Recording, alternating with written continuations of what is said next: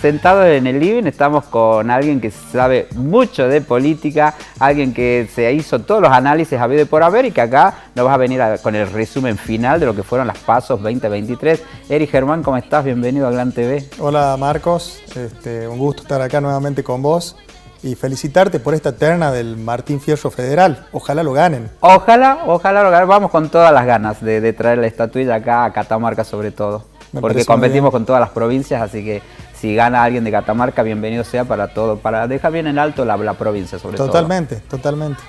¿Cómo estás vos? Ya Bien. Después quejando por todos los canales, por todos los programas, por todas las radios, has hablado por radios de afuera, bueno, la verdad que fue un rally bastante impresionante después de las PASO.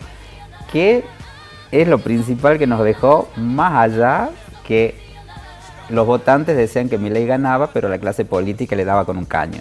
Hasta ese día, a las 22 y pico, que se conocieron los primeros resultados. Y es tal cual lo decís vos. Digamos, Milei fue un avión que siempre voló a la misma altura y fue la clase política y también cierta parte del periodismo nacional que lo empezó a bombardear mediáticamente, ¿no? Pero el avión volaba a la misma altura y bueno, así fue el resultado de las elecciones. Terminó siendo la primera minoría, digamos, con el 30% de los votos. ¿Qué pasó? Y bueno, ahora con los resultados de las elecciones ya tenemos más claridad, digamos, es muy elemental y básico lo que pasó.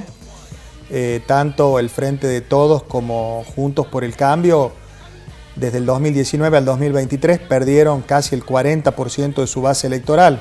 Una barbaridad. Sí. Que eso se transforma en lo de Milei y los votos en blanco, que también fue una gran fuerza en estas elecciones. Básicamente es lo que capta Milei.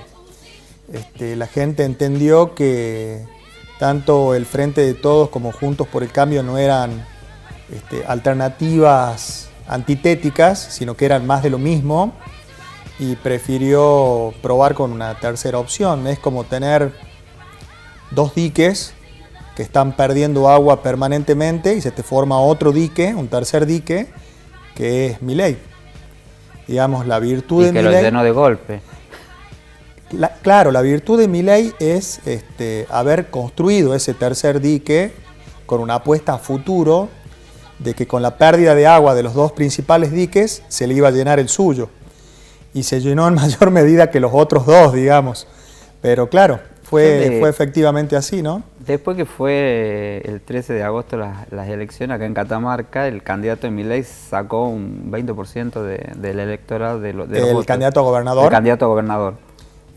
Saca un 24%, si no me equivoco. Bueno, más o menos alrededor de eso, pero yo lo que decía es, un candidato que no tiene aparato primero, segundo, no hizo campaña, no salía en los medios, es más, creo que mucha gente conoció el nombre cuando dieron los resultados de las elecciones, de quién es, dijeron todos, y sin embargo sacó un porcentaje que yo creo que ni hasta el que por primera vez se presenta una elección soñaba tenerlo. No, bueno, en Valle Viejo el candidato intendente de Milei le ganó a todos los candidatos de Juntos por el Cambio. También era ahí una cosa así muy inesperada, digamos, insólito, y ocurrió. El efecto arrastre de Milei fue enorme. Aún así, Milei saca 54.000 votos sobre cerca de 25.000, 26.000 votos que saca José Jalil Colomé, que es el candidato a gobernador. Es decir, hubo un 50% de corte de boleta de Milei a las categorías provinciales. El gran elector indudablemente es Milei. Y otro tema también que fue sorpresivo ese día, y yo lo pude comprobar, pero no porque me fui a ver si era verdad, sino porque justo pasé. Yo, ¿qué pasa? ¿Qué están dando? ¿Qué están regalando? Y cuando veo por el espejo retrovisor era la sede de Milei, gente haciendo cola, obviamente después me entero que era para retirar votos. Algo que yo, te digo, tengo 50 y pico de años, hace cuánto que voto, desde el 85 en adelante, y nunca vi gente que vaya a una sede partidaria a buscar un voto para ir a votar. Fue una movilización absolutamente espontánea. Sí. Eso lo vuelve aún más valorable al triunfo de Milei porque fue el electorado de manera espontánea que fue a votar por una convicción. Hay un voto, se hizo dos lecturas, un voto bronca que existió, porque en cierta forma hubo un rechazo al status quo, que es lo que yo te digo, el agua que fueron perdiendo los dos diques tradicionales, el dique del Frente de Todos y el de Juntos por el Cambio. Pero también hubo un voto de optimismo, para ser justos con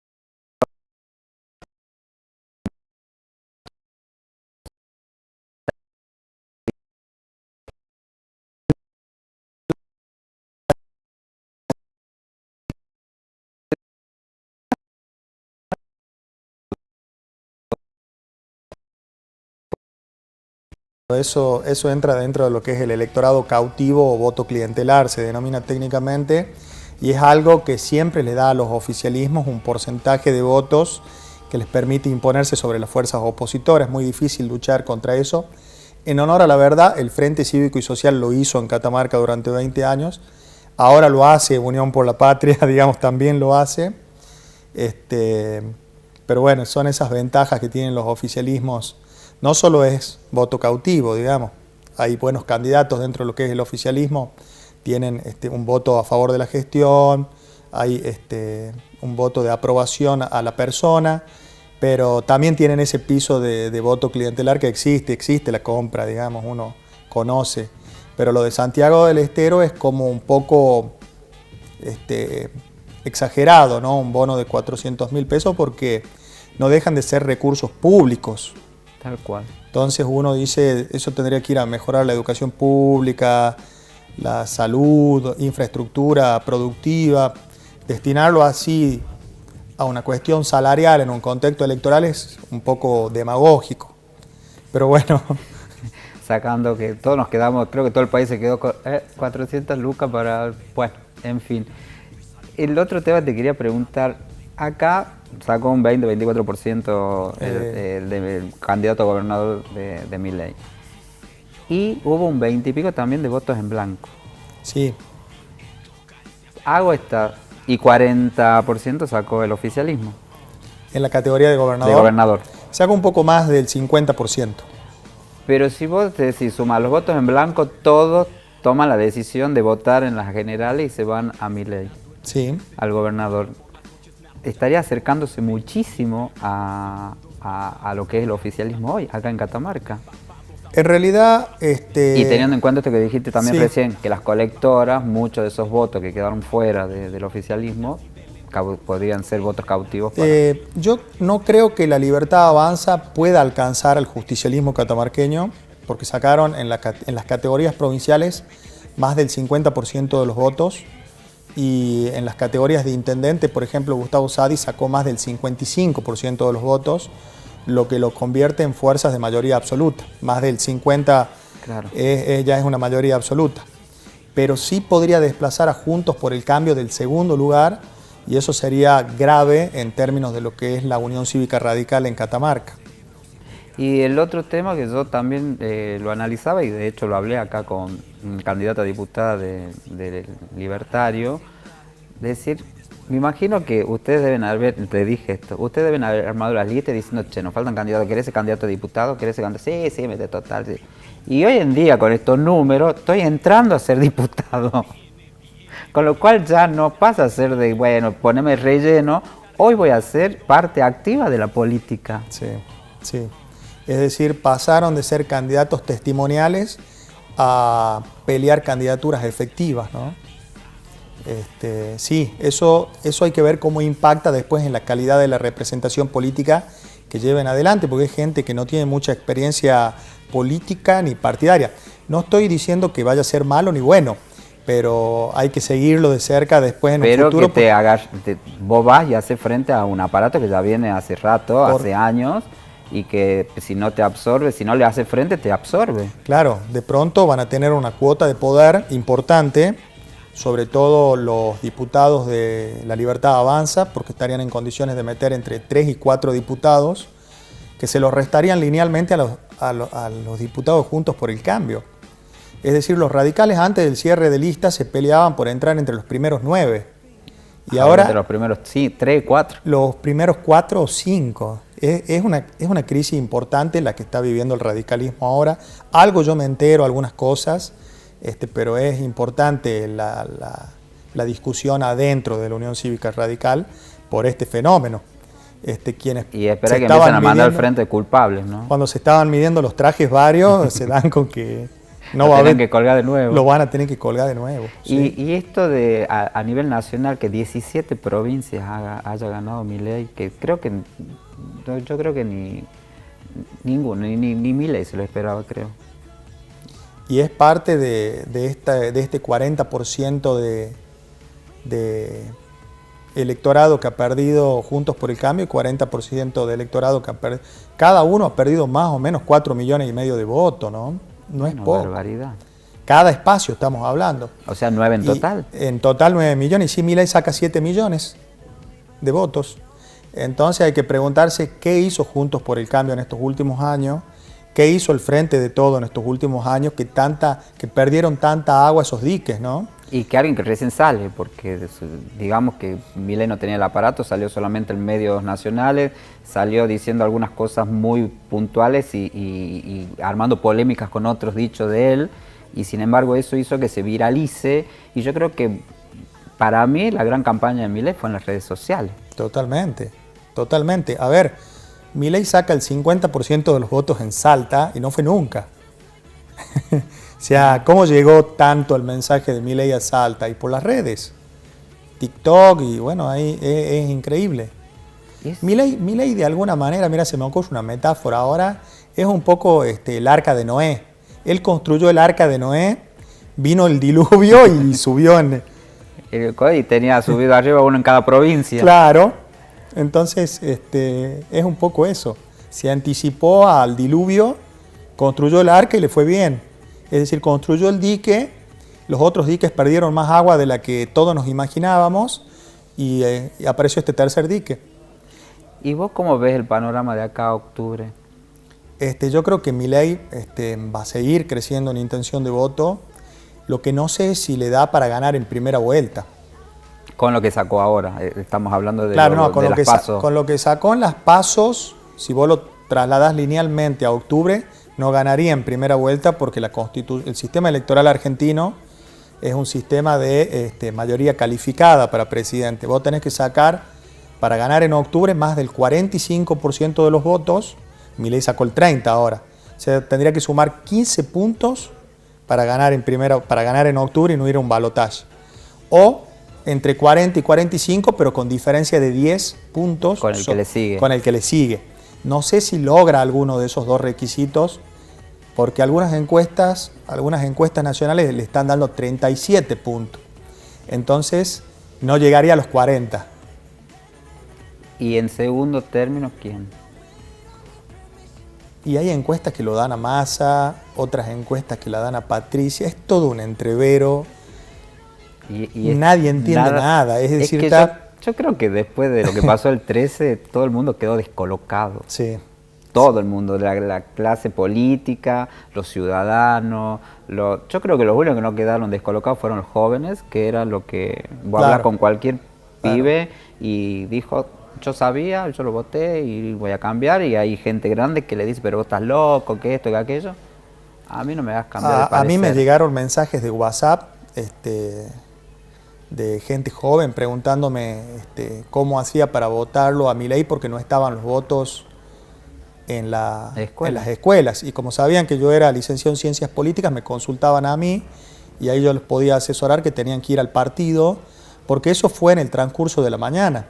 Nos fuimos enterando de que efectivamente faltaban votos de Milei. Al principio uno pensaba que se los estaban robando, y no, es que la gente lo estaba votando, por eso se acababan. Y como no tenían muchos fiscales, no había capacidad de reposición, de manera tal que si Milei hubiera tenido una estructura de fiscalización un poco más eficiente, hubiera sacado 4 o 5 puntos más de lo que... Pero otra cosa que fue... después de lo de Milei, la cantidad de jóvenes que, más allá que dijeron que lo votaban, se ofrecieron para ser fiscales en las generales de octubre. Sí, naturalmente que ahora para octubre va a tener una estructura de fiscalización, La Libertad Avanza, mucho más completa. El esquema tanto en el Valle Central como en el interior. Porque si acá hubo déficit de fiscalización, en el interior peor. Ni siquiera llegaron los votos porque no le entregaron los votos a la justicia electoral, digamos, una falla de los referentes locales, ¿no? De la orgánica partidaria. ¿Pero porque hay alguna interna o porque...? No, me parece que más allá de la interna que tienen con Javier Galán, esto fue un déficit de gestión de ellos mismos, que no llegaron los votos a la justicia electoral. Lo explicó muy bien el juez federal, Miguel Contreras. Como no llegan los votos a la justicia electoral los coloca dentro de las urnas y los distribuye en toda la provincia. Pero bueno, yo creo que ahora lo van a poder resolver y va a estar bastante más completo el esquema de fiscalización. Y eso va a hacer que mejore mucho la performance de La Libertad Avanza. Incluso pueden amenazar con quedarse con el diputado nacional, porque claro. El diputado nacional, minoría claro, está en juego un diputado nacional para, si gana Unión por la Patria, quedaría uno para la oposición, que se lo disputaría Juntos por el Cambio o La Libertad Avanza. ¿Quién está el candidato? De La Libertad Avanza, sí, se llama Horacio Almada, es un contador, y del lado de él, Juntos por el Cambio, es Luis Lobo Vergara, que es el actual presidente del bloque de Juntos por el Cambio de diputados provincial. Luis Lobo Vergara podría quedar fuera de la Diputación Nacional. ¿Cómo cambiaría el mapa político, no solo acá en la provincia, sino a nivel general, a nivel Totalmente. nacional? La ecuación de poder se altera radicalmente. De hecho, Catamarca pasaría a ser una especie de tripartidismo, que en realidad no sería tripartidismo porque eso implicaría que los 3 partidos sean competitivos. Pasaría a ser un sistema de partido predominante o hegemónico porque el justicialismo logra valores de más del 50%. Es ciertamente arrasador, digamos, porque la oposición se dividió en partes simétricas. Juntos por el Cambio y La Libertad Avanza están obteniendo ya valores muy parecidos y eso lo aprovecha muy bien Unión por la Patria. Y bueno, entonces el equilibrio de poder en un sistema de partido predominante pasaría al interior de la coalición gobernante. ¿Quién va a hacer las funciones de frenos y contrapesos de Raúl Jalil? El mismo justicialismo, digamos, el mismo Gustavo Sadi sería el actor por excelencia que estaría en lugar de realizar ese sistema de frenos y contrapesos y balancear la ecuación de poder en la provincia de Catamarca. Y también hubo sorpresas en el interior con respecto a las elecciones. Por ejemplo, ¿en qué? Y hay intendentes que vienen hace periodos y periodos y se le estaba dando vuelta a la tortilla al último momento. Y por ejemplo en Saugil. En Saugil perdió Lucas Carrasana. Que viene desde... Y ya lleva como 5, 6, 20 años debe llevar. Fácil. Sí. Y también Paulón también tenía un Roxana Paulón también ha sufrido una derrota importante, no en las PASOs, porque ella se impone, pero el candidato de la oposición cuantitativamente sacó más que ella, ¿no? Y ahora está con problemas. Y sobre todo, y ahora con esto de las termas. De las termas, ¿no? Y tanto ella como Raúl Jalil tuvieron siempre dificultades con los procesos de legitimación de las políticas públicas porque no consultan a los vecinos. Entonces, si vos querés reformar algo tan histórico como las termas de Fiambalá, sin consultarle a los actores implicados, lo que se denominan los stakeholders, no te va a ir bien porque la gente duda, tiene miedo que arruines un capital patrimonial histórico, como son las termas de Fiambalá. Nunca pusieron a disposición de los vecinos el proyecto de impacto ambiental, porque vos agregás piletas, pero ¿qué pasa si baja la temperatura del agua? Es un ecosistema muy sofisticado las termas de Fiambalá. Casi te diría que es único en el mundo. Entonces, ponerse así medio improvisado, a modificar ese ecosistema sin consultarle a los vecinos, a los empresarios turísticos y demás, genera estos conflictos y ahora se pasan la pelotita entre provincia y municipio para ver quién tiene la culpa. Pero bueno, la polémica ya está desatada, Paulón está débil, creo que puede perder la municipalidad de Fiambalá. Y quedaría en manos de los... Juntos por el Cambio, quedaría en manos de Juntos por el Cambio. Claro, en la época de Quintar fue Sí, pero no es de esa rama, digamos, el candidato, es de otra rama. Nada que ver con el cambio, porque después de Quintar, viste que cambiaron... Pero se está alterando todo el ecosistema político y la ecuación de poder, tanto a nivel provincial como a nivel nacional, está cambiando. Y vos, de los análisis que venías haciendo previamente a las PASO, sí. ¿Se dieron más o menos como pensabas? ¿Se dieron nada que ver? ¿Cómo fue los análisis que vos venías haciendo? Que la mayoría de las veces fueron muy acertados. Que a vos dijiste, wow, esta no la vi venir. Lo de Milei sí me figuraba alto, pero yo ponderaba otras variables a la hora de hacer los informes de los sondeos de opinión, donde yo le bajaba puntos a Milei. ¿Por qué? Porque yo tengo los datos históricos de los pisos históricos, tanto del Frente de Todos como de Juntos por el Cambio. Entonces, cuando hacía las ponderaciones estadísticas, siempre le daba un poco menos a Milei, porque nunca imaginé que iba a caer por debajo del 33% Juntos por el Cambio. Claro. Cayó al 27%.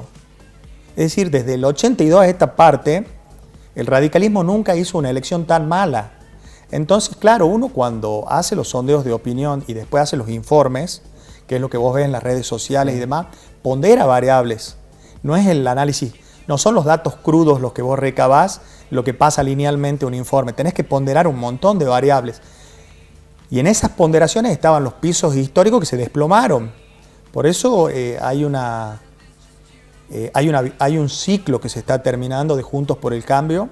Creo que Juntos por el Cambio, así como está agotado como herramienta de construcción política, hoy en Catamarca, Juntos por el Cambio es un gran negocio del PRO, que mete mucho con poco, y es un mal negocio del radicalismo que está perdiendo, mete poco con mucho, digamos, porque el PRO metería 2 diputados y la UCR también, 2.